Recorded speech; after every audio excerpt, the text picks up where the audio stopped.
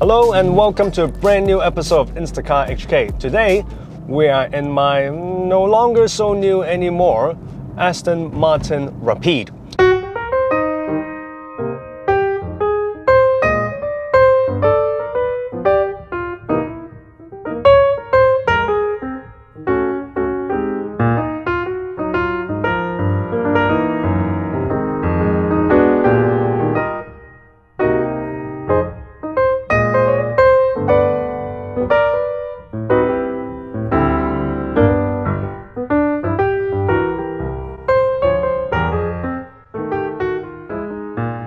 Now, the reason that it took me a few months before doing this review is that I think for cars that I own, it benefits us all if I get a few months to enjoy and learn and observe the car first before giving you guys a review. That way, I can give you guys a very thorough and informative user experience review, as opposed to when I review other people's cars, where I only get one morning with them. So as you guys who follow me on Instagram may know, I bought this car end of September, early October, and the reason I bought it was that, as you guys may also know, last year I sold my beloved 2004 Ferrari 360 Spider manual, and that is because at that time I had just too many toys. I just had a kid. At that time I had the Indy, the 328, and the 360, and then the daily was my M5, and that was just a bit greedy and also quite expensive, because as I mentioned in my 360 review video, which I'll put a link to, it's quite costly to maintain a modern classic Ferrari like the 360. And so I sold it, but I knew I would miss having a relatively modern sports car. You guys know I'm into classic cars, so the 360 is already relatively modern for me. I know I will miss it because, you know, while classic cars are great, you can only really use it in limited circumstances, weekend morning drives, night drives, etc. But sometimes you do want that modern sports car for that weekend lunch with family, date nights with the missus, etc. That feel-good factor, to drive a nice car, good-looking car, to go out on weekends with creature comforts like working aircon, etc. So I knew I would miss that, and frankly, the M5 just wasn't that. The M5 was great, but it's just a 5 Series Beamer at the end of the day. Hence, I decided to also sell the M5 and kind of as a compromise, get a four-door sports car, which became the Rapide. So the 360 and the M5 combined became this Rapide. Now, before I get into why a Rapide, here's a little history of the Aston Martin Rapide, and that is, it was the concept was conceived in the 2000s, probably early 2000s. I mean, the prototype was showcased in 2006. And this was during the height of the Aston Martin VH platform, which is, the V8 Vantage, the DB9, the Vanquish, etc. To me, the VH platform was one of the most beautiful era of Aston Martin history, obviously after the DB4, DB5, DB6 and whatnot. And so it was during that era they came up with the concept of doing a four-door luxury sports car. And you have to remember, this was before the days of everyone making SUVs. The only brand that made the SUV was really Porsche, as in the luxury sports car SUV was really only Porsche. And so Aston Martin tried to tap into this idea of doing a four-door luxury car, which Porsche was also doing with the Panamera. But, as you know, most of the time, Aston doesn't really have much money. They're not the type of company that is always swimming in a pool of cash, including now. And so instead of pouring money and investing into a brand new car with a new chassis, new engine, everything. What they did was simply stretching the DB9's chassis, basically pulling the DB9 from a two-door 2+2, a very small 2+2, to a four-door 2+2, was what the Rapide was, and it was launched in 2010, the first model being 2010, and as a result of that, Aston Martin made a very expensive car, but extremely beautiful four-door luxury sports car. I mean, the DB9 itself, like I said, was already a very pretty car, but with the Rapide, they did put a lot of effort in it as well. So it's not just simply pulling the chassis, but it remains having a very low roof line, a very sleek design, very flowing lines. And what I personally really like are the muscular rear with the wide rear fenders, which is a bit rare with four-door sports cars. Really nice, old 911 turbo-like fenders. Unfortunately, however, the good thing stop about there, because the rear seats, the most important rear seats and rear doors, turned out to be pretty rubbish, mainly because it's very small. First off, with the extremely low roof line, you get very little, very little headspace. The door entry, the rear door entry space is extremely small. You have to, it's like, going into a cave kind of thing. And the seats itself are very narrow because for reasons I don't know, they have this humongous center console, fixed center console you see here, which actually gets higher and bigger at the rear. So the rear seats are extremely narrow, and as such, the car really didn't sell well, because you can imagine in a lot of countries, people with bigger build, you just can't fit into it, aside from, with kids maybe younger than 12 years old. And this car, like the DB9, is supposed to be a GT car. You're supposed to travel long distance, cross continents with it, which it does great, but only with two people, essentially. So in fact, the Rapide was so unpopular that Aston Martin had to change its manufacturing facility midway. What that means is, back when the Rapide was produced, Aston Martin signed a contract with a factory in Austria for the factory to help them to produce cars. And Aston Martin was expecting to sell about 2,000 units of the Rapide per year at the time in 2010. That was not happening. They really weren't selling any. So in 2012, Aston Martin decided to breach the contract, cut short the contract 6 years early with the Austrian manufacturer, and rather pay the penalty than to continue losing money with the Rapide. So in fact, from the 2013 Rapides onwards, the Rapide went back to the UK factory, Aston Martin factory in the UK, to be produced. So there was a bit of that to show, how bad the Rapide sold.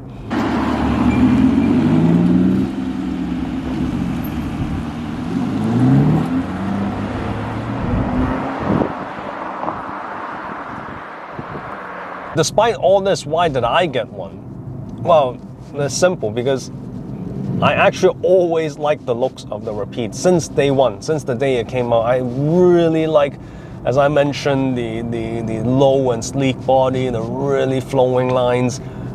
I always thought it was the best looking four-door sports car ever. And also, especially for these earlier versions, the pre-facelift ones, Aston did make some effort to make the Rapide more unique than just being a stretched DB9. So the front end, for example, the split front grille of this Rapide is unique to this car, and the headlights were originally also unique to the Rapide.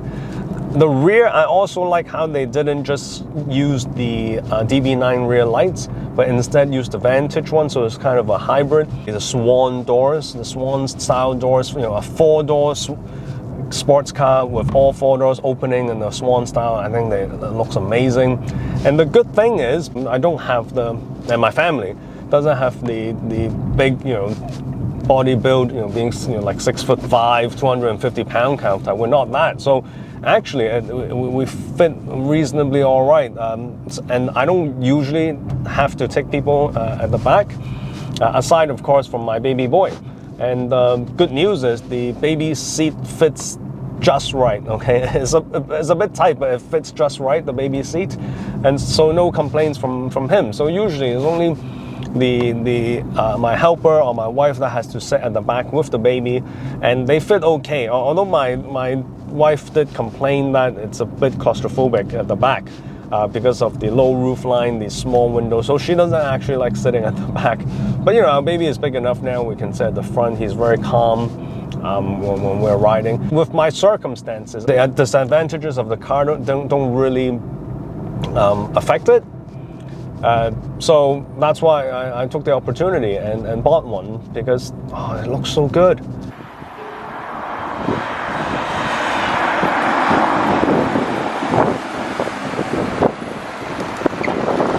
The car being so rare, well, was originally hard to find because, you know, at any given time in Hong Kong there are less than a handful for sale, and because Aston Martins are notoriously expensive to fix and maintain, many owners don't. This one came up, and it was in very good nick because the owner is a bit of a collector. He had 3 Aston Martins, he had Ferraris, Rolls-Royce, etc., and took really good care of the car. Had the car for like 9-10 years, full factory service record, fixed everything. So I saw it in the color. Luckily, the color is good because, as I always say, if you buy second-hand cars, you always buy on condition. So don't be so uptight about the color or even year. Originally, I wasn't expecting to get one of the earliest Rapides, which is 2010. This is a 2010 car. I was hoping to get something later, not younger. But out of all the ones that I saw, this one was the oldest, but it was the best condition. So you just have to go with the one with the condition and the maintenance record. And so far, touch wood, it has been rewarding because the car hasn't given me any trouble whatsoever. It's for the few months that I own it. And I drive it a lot. I use it like a daily.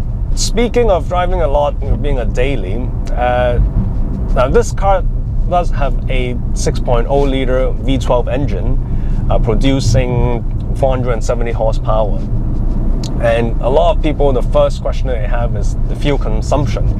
Now naturally, with an engine that big, the fuel consumption is pretty high. But from my experience so far, it's actually okay. Now, the premium petrol in Hong Kong right now is quite expensive. It's about 24 Hong Kong dollars per liter. But with a discount card, with promotional weekends, you're looking at an average of about 18 to 20 Hong Kong dollars per liter. And I've been able to average about $4.50 per kilometer so far, which is not low. This is not your Eurobox, turbocharged 2-liter 4-cylinder type of car, but it's actually not bad. It was lower than I expected. Sometimes I'm even able to do $3.50 per kilometer. Now the reason for that, I think, is because in a normal mode like right now, the car is very comfortable, very leisurely. It's never in a rush. You're like driving a S-Class, frankly, a Mercedes-Benz S-Class. Very, very comfortable, very smooth. So it doesn't really, it's not the type of car that eggs you on to go fast in. Now there is a sports mode that has an automatic gearbox with flappy paddle gearbox as well. But it's not a double clutch. So all in all, the car is in the comfort mode. You just feel very leisurely. You don't feel like you need to rush to anywhere. But in the sports mode, it's much better. It's a different animal, but I'll explain why. Even in the sports mode, it's not really a car that you will want to step on.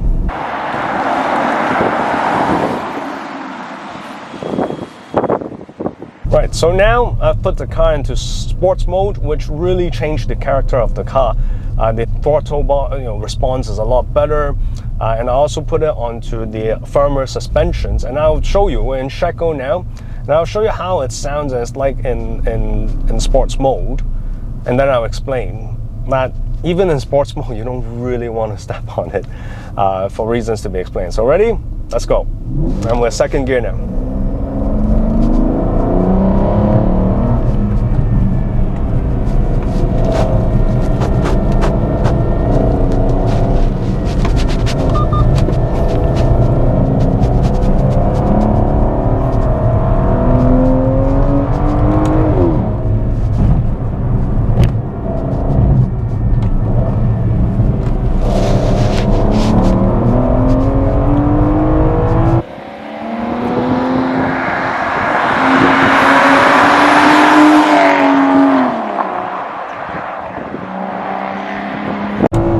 nice, right? Only when you open it up though. Normally, when you're driving, it doesn't sound that loud. Like I said, like an S-Class.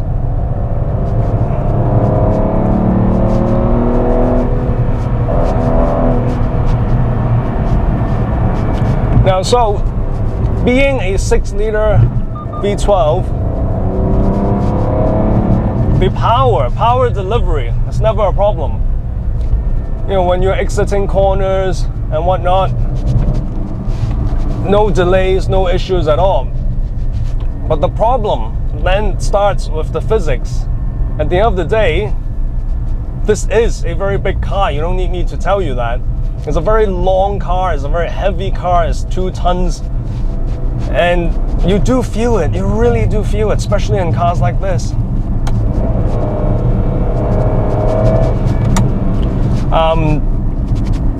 Some cars, like the 550 Maranello I reviewed, I say that the car shrinks around you, the size of the car shrinks around you when you start gunning it in roads like these. This one, it really doesn't. It really doesn't, because it's so long. In those, you know, narrow, short corners, it feels like forever to finish that corner because the car is so long, and the weight, you know, when you're really gunning it, despite having really big brakes, 6 pistons at the front, 4 pistons at the rear, you really feel like it's not stopping. It does scare you.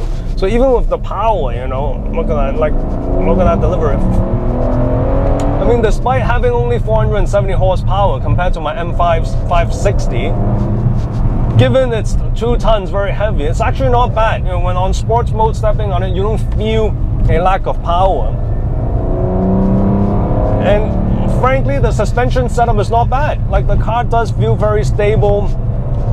You know, it does give you reasonable confidence with really wide rear tires, but it's just really the size. The car is so long, and the brakes. So in places like Shekou, places like Hong Kong, frankly, the car does feel like it's out of its depths, unfortunately.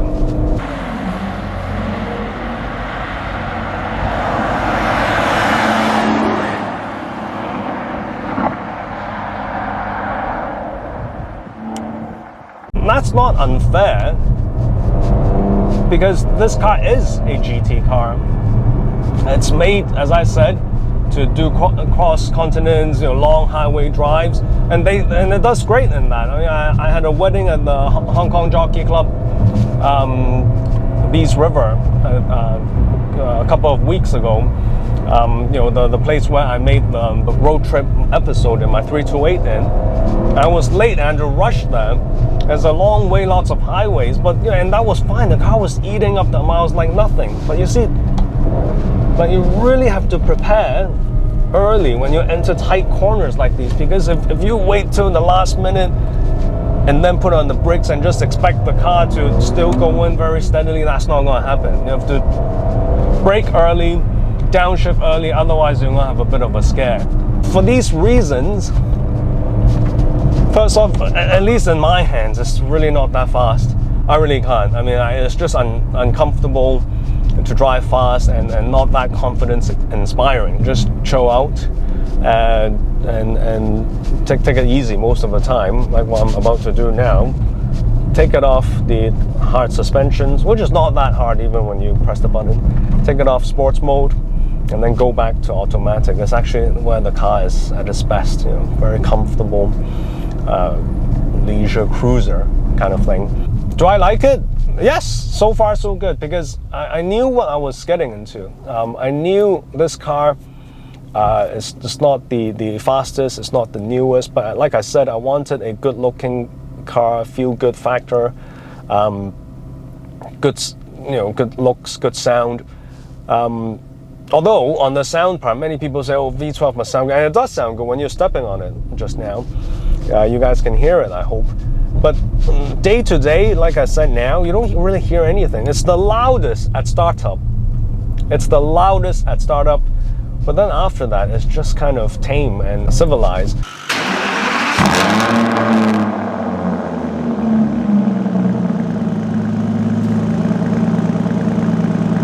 Obviously, you can change to aftermarket exhaust. Some say you can take out an exhaust fuse and the valve would open 24/7, so it'll be louder. But at the moment, I can't really be bothered yet to do all that. The conclusion is, actually, I love to compare it this way, and that is, this car, 90% of it is worse than the M5 that I sold it for. And that's reasonable, because the M5 is actually a much newer car, newer technology, it's a newer generation. This car, like I said, was based on the DB9, which was developed in early 2000, was released in early 2000. So essentially, this is a 2010 car, but I'm driving a early 2000s car, so it is expected. You know, the technology, the in-car entertainment technology, the drivetrain technology, you know, the gearbox is subpar compared to the M5. But again, the character, the looks, even though it's slower than the M5, you know, the way you feel when you're driving it, the interior, is what I want. So for now, I'm still quite happy with it, despite being an inferior car to the one that I sold it for. So yeah, that's basically my verdict of the Rapide. Now, I'm not known for keeping cars for long, so God knows how long I'll keep this one for. But so far, I'm enjoying it. So I hope you guys liked the video. I hope you guys will see more of the Rapide in the future. And if you like this video, please give us a like, please subscribe. Please remember to click the bell button next to the subscribe button so you know when our next video is coming. Thank you and have a good day.